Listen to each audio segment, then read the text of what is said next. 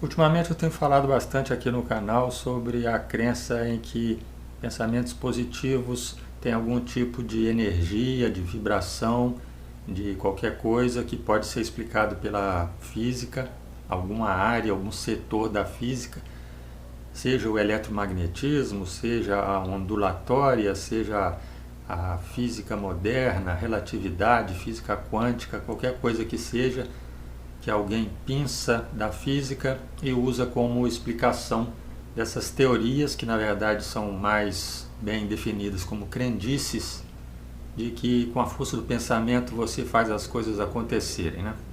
Faz acontecerem não das maneiras usuais. É lógico, você pensa, você age, você resolve problemas, você faz as coisas acontecerem desse jeito, mas do jeito particular lá que eles acreditam.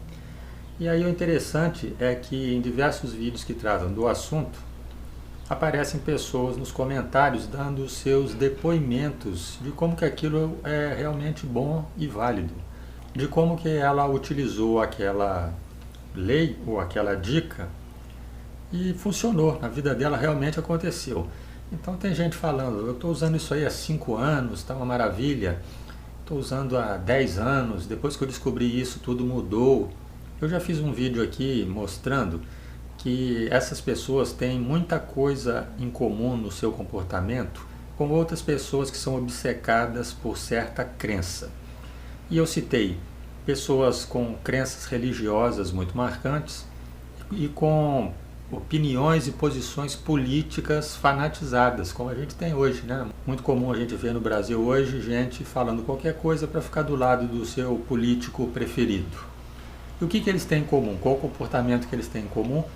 Essa empolgação por falar qualquer coisa para defender aquilo que acreditam e geralmente não responderem a interpelações. Esse pessoal que acredita aí no pensamento positivo, quando você os aborda lá nos comentários e pergunta: ah, você está fazendo isso há 10 anos, o que você já obteve aí? Você deve estar obtendo muita coisa então. Eles costumam não responder. Mas tem uns que já tomam a iniciativa de dizer antes o que foi. Então tem gente que fala que comprou a casa dos sonhos porque imaginou nitidamente a casa durante 15 dias e no 16º dia comprou a casa. Não tinha nem dinheiro e comprou. Outros falam que atraíram os seus amores, que a vida está maravilhosa, que se curou de doenças. Tem alguns depoimentos ali que, se você for tomá-los do jeito que foram escritos, você vai ter que dar o braço a torcer, você vai ter que falar, bom, realmente, parece que esse segredo aí, essa lei da atração é verdadeira, porque olha o que essa pessoa está falando. Agora, se tem uma coisa que precisa ser entendida a respeito dessas pessoas que dão depoimentos para defender a existência ou defender a correção de uma coisa que elas gostam com muita euforia, é que essas pessoas não dão depoimentos precisos.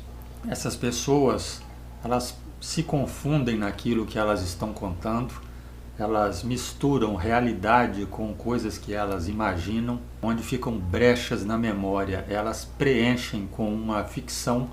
Bom, eu acho que deve ter acontecido assim, e falam. Elas omitem diversos detalhes. Então, para você pegar aquele depoimento e falar, bom, essa lei da atração existe porque essa pessoa falou isso aqui, não é uma coisa correta, não é uma coisa em que a gente pode ter um embasamento seguro.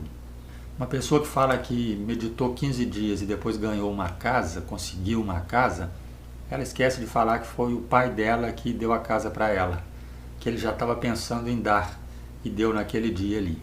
Quando a pessoa fala que ela meditou 15 dias e no 16º ela conseguiu a casa, talvez ela tenha conseguido a casa 3 meses depois, mas isso já aconteceu há alguns anos, ela não lembra direito, e na cabeça dela ela constrói a história. Bom, se essa lei da atração é verdadeira e tem um desdobramento aí que fala que você medita 15 dias e consegue no 16, então eu não estou lembrando, mas deve ter sido isso que aconteceu com aquela casa.